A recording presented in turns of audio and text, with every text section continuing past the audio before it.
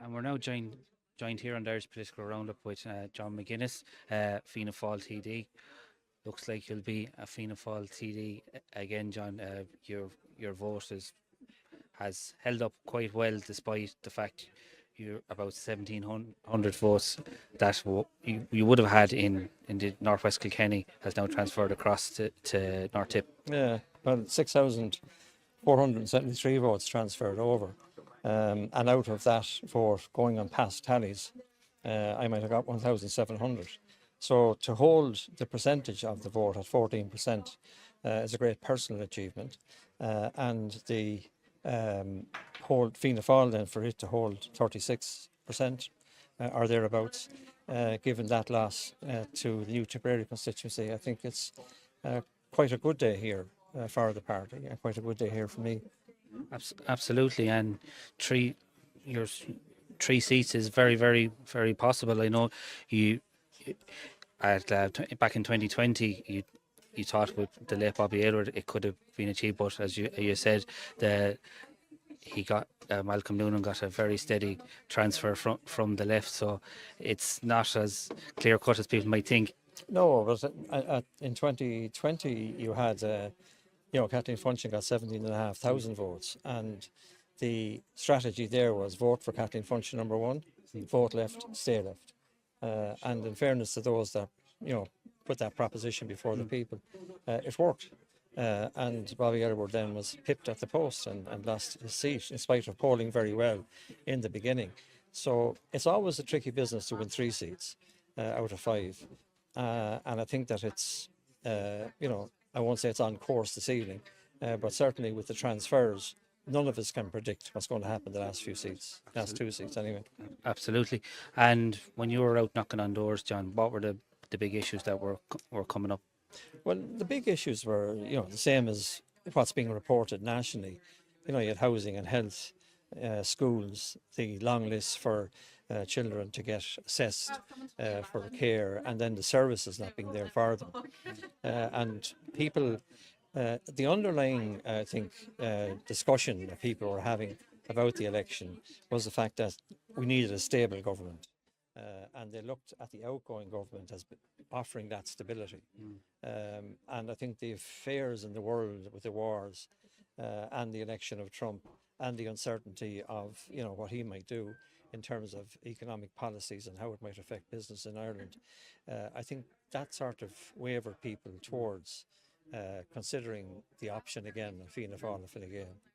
And of course the Green Party were part of the outgoing government, and they look like it's going to be a very, very bad election for them. They may only return one TD, so if Fianna Fáil and Fine Gael fall a bit short,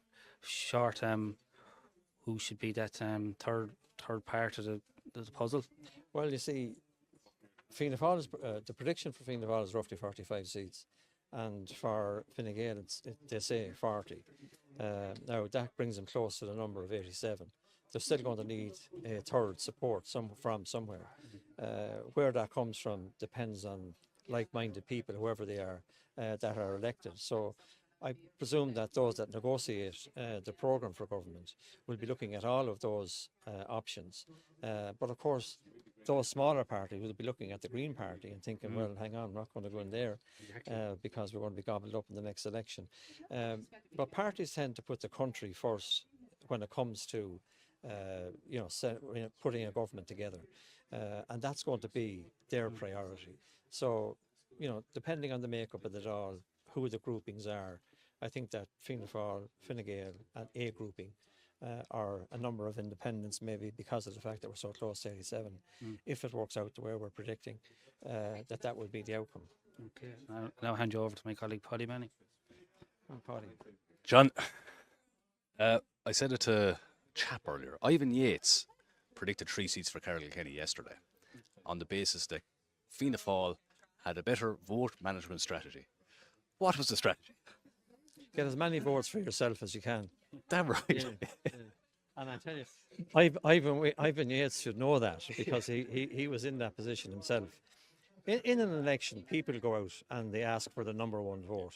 There's no ambiguity about that. That's their target, to get as many number one votes as they can. And it's the electorate that decide. I hear all of this thing about vote strategy, and you hear it in every constituency. But the reality is the electorate is smart. It knows what it wants, and it votes that way. I'm not going to influence anyone to try and vote number 2 and number 3 and number 4. They're going to look at those candidates, and more, particularly younger people, they're looking at the candidates and they're selecting a candidate that best represents their interests. Well, it's worked for Fianna Fáil and Kilkenny, that's for sure. Well, it has, to the extent that people know their local TDs, and I work, closely with communities and families. I still do political clinics, and I love my job, so I engage a lot with people. If you don't do that, well, then you're not going to get re-elected, or you're going to fight for your re-election in your second election. And people are fickle; they can change very quickly. They may not have changed much in terms of my support. It's been at that 14% consistently. But that's down to hard work. It's down to engaging with people. It's down to having a good team around you. And first and foremost, it's down to having, in my case, a great family around you. So there's a lot of factors that come into it. But having a strategy, to go back to your question, is every man and woman for himself or herself. I love it. Absolutely love it. You were a former minister in the 2007 government, am I right? I was. 2008, 7-8, I was Minister for Trade and Commerce. Fianna Fáil look like they're going to bring in 3 seats. You are the senior TD in this constituency. You have ministerial experience. And I was presumptuous to think that Fianna Fáil or Fine Gael or any party might form a government. And I'm not even going to ask you. I'm stating you should be in with, definitely in consideration for at least a junior ministry if that happens. It's not a question. I don't want to even put you on the spot. I'm just stating. You're not putting me on the spot. I mean, everyone's ambition in politics is to go on and become a minister or whatever. I've been there long enough to know that you don't have to be a minister or a junior minister to achieve things. If you're given a job to do, like I was in the Public Accounts Committee or as chairman of the Finance Committee, you take that job, you do it as best you can, you take the whole thing very seriously, and you'll be judged on that. When I was a minister in 2007 and 8, I was Minister for Trade and Commerce, and I meant a lot of globe trotting, I suppose, and it was a very, very difficult job to do at that time, because we were leading into the crash and we were watching all sorts of things on the international markets, and I enjoyed it. Enjoyed it very much, and I mixed it well with my constituency work. But taking this election at this point in time, I'm not elected. We haven't won 3 seats, and even if I was elected and we had won 3 seats, I would leave it to the party leaders and the government to go and do and select whoever they like for a minister or junior minister, whoever it might be. But my guiding principle in this is you do the best for the country after the government is elected, and you pick your best team to do that job for you. The same as Brian Cody did in the past for Kilkenny hurling. And it worked for him. And it worked for him. Yeah, there we go. One more thing I'm going to say is the term McGuinness machine has been used, and I use it with the utmost respect, in that yourself, Andrew, Joe Malone, Pat Fitzpatrick, and a lot of other councillors on the ground have worked hard, going around house to house, working on issues to build support in the area. Yeah. You can't, TDs are legislators or national politicians, but you need to work locally. Yeah. I know a lot of councillors outside Fianna Fáil might contact your office because you will help them. You'll assist them. It's not widely known. But how did you build that from the ground up? Because it's all about work ethic. It's about public service. Mm-hmm. And if you believe in that, then you will put it into practice when you get the chance, like being elected as I was in 79 to Kilkenny Corporation or the County Council, and thereafter then to the Dáil. But you don't do it on your own. You have your family there with you.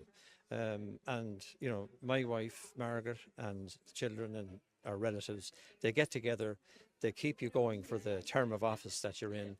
And then at election time, in this case, Andrew led the team with Joe Reedy. Then he had a backup from Pat Fitzpatrick, Joe Malone, Mick Delaney, Deirdre Cullen, a number of other councillors. But I would tell all of those councillors the same thing. Don't get into this game if you're not going to serve the people. Don't get into this game if you're not going to have a good work ethic, if you're going to have a good attitude towards being a public servant. Don't go into it, because too many people run for elections for the wrong reasons. In fact, some of them run for very sort of personal reasons, and that's the wrong way to run into a campaign. You have to have a belief in what you're doing. You have to have a belief that you're serving others. And if you have that belief, well then you're in the game for the right reasons. And the people will respond to that. You mentioned family. Your father was a Fianna Fáil politician. He was a TD, if I'm not mistaken. No, my father was elected to Kilkenny Corporation. He served 50 years on that local authority and the county council. And I spent 25 of my years with him on both the corporation and county council. And you learn a lot, not just from him. I learned a lot from Seamus Patterson, particularly from Kieran Crotty and the likes of Mick Lanigan. They were real big political figures when I entered politics. I always admired Jim Gibbons. He might have been, independent in terms of his thinking, and he's stubborn, a bit like that myself. But I did like him. He was very good for the constituency. He served as a minister. There's lots of learning to be done in politics, and even still I learn as I go along, and I've always enjoyed it. I've enjoyed particularly the Public Accounts Committee, and more recently then the Finance Committee. And what I enjoy about it is that in both of those committees we served on behalf of the people. The tracker mortgage issue is a typical example, where we were told there was 4,000 tracker mortgages affected. Turns out that there was 54,000 tracker mortgages affected. I stood by Maurice McCabe. I stood by Grace in terms of the abuse, physical, sexual and financial abuse that she was put under, and 47 others. And I like, when I look back on the years, it's not what I achieved, it's what the position that I held allowed me to achieve for others. And I mentioned Maurice McCabe and Grace and all of those tracker mortgage holders as an example.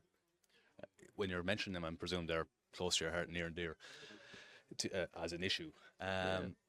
If you could pick one moment thus far in your political career as a highlight, it's a tough one because there's many, I'm sure. What was it? There's many, but Maurice McCabe, I think, is the one that stands out in my mind, because he was beaten by the system. He wasn't listened to. He was a whistleblower. He came from a decent family. He suffered greatly because of it. And then he had to go through a tribunal and rehash every bad story that was told about him over and over again. I was in the tribunal for a week giving evidence, and I don't know how the man stuck recounting all of the bad things that were being said about it. All untrue, by the way.